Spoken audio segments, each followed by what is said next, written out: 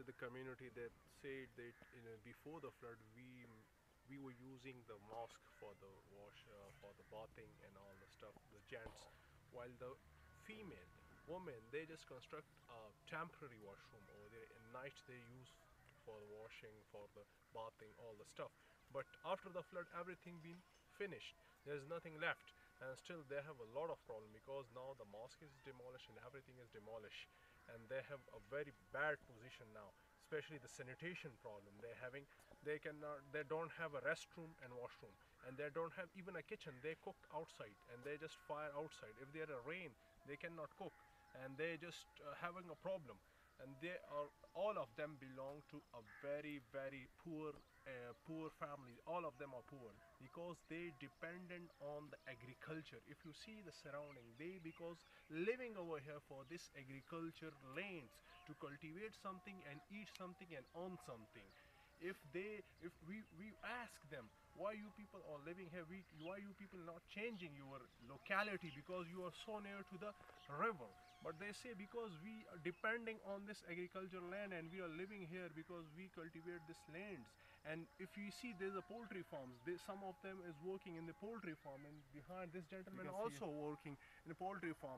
These are the cattles and all the buffaloes and all cows being gone in the flood, and they just purchasing. Few of them sold out their cattle to construct their houses for initial shelter, for initial foods, because as they discussed, initially we don't have anything to eat because for 3 days we just have one pair of clothes to go on the we were on the road only in one pair of cloth. After that, when we came back, if there's any one cattle or something left, they just sold it out, and they just initial shelter and food, initial requirements they fulfill with those things which they've been sold out. And right now what they saying, they say that if there's a good program like economic revival, like agriculture enhancement, like poultry farm enhancement, small business opportunities, and if this things provide to us, so that will revive our lives, and we can stand on our feet, and we can again start a normal life, and we can contribute in the society very well.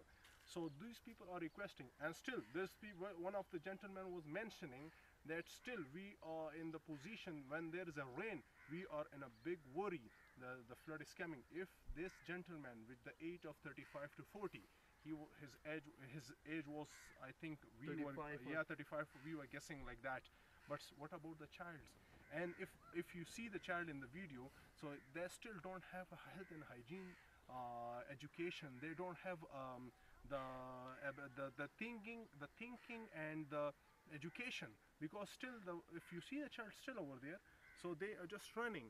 They have a big problem in health and hygiene. Still they need to there should be a good program of health and hygiene and livelihood to economic recovery and even health, because a health problem also they're having, and water, because all of them have a hand pump, and all of them says that there is still a contaminated water still, and that is very essential because everyone is saying we have a skin problem and diarrhea. So whenever we drink the water, because every time we go to the hospital and admit our kids and all the stuff because of the water. So if this 2-3 steps is taken, so this small steps is the economic revival.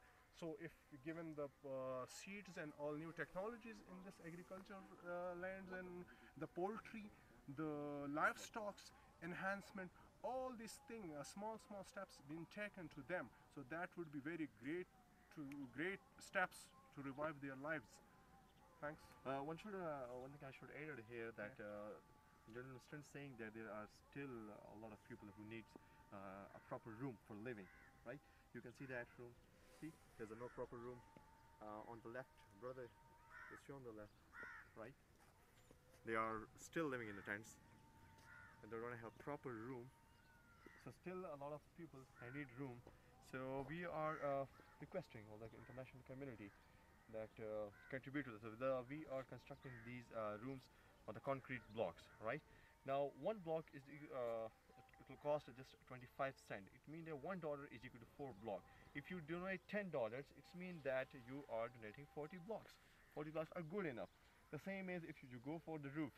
So the roof, it cost us almost 180 dollars. The roof, the room size, I Total think. roof. Yeah, the total cost is almost $180, and the room size is 13 by 15. Now, if yeah, it's not possible that you contribute $180, so you can accumulate, like if 3 to 4 people accumulate $30 to $40, so they can donate a roof for them, right? So we are requesting you people that you know your each penny can save them, and you can put them from tents to the rooms. Yeah. If you see the health and hygiene issues I was talking about, if you see the water sanitation things, look at this. The all of the water of this area and this area is come and accumulated in this area. If you can see in this area.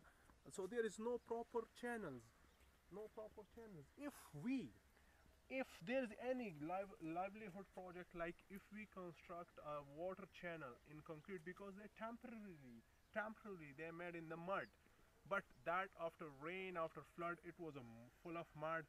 If they clear it after rain and after something happened to that, and which is not properly working, properly watering all the water being waste. So if the proper channel of concrete water channel being constructed to this area, so automatically the revival will become. And secondly, the stage water can create a lot of diseases. Yes, this is standing water. Yeah. So that's all what we discuss with the community, and see you in next episode.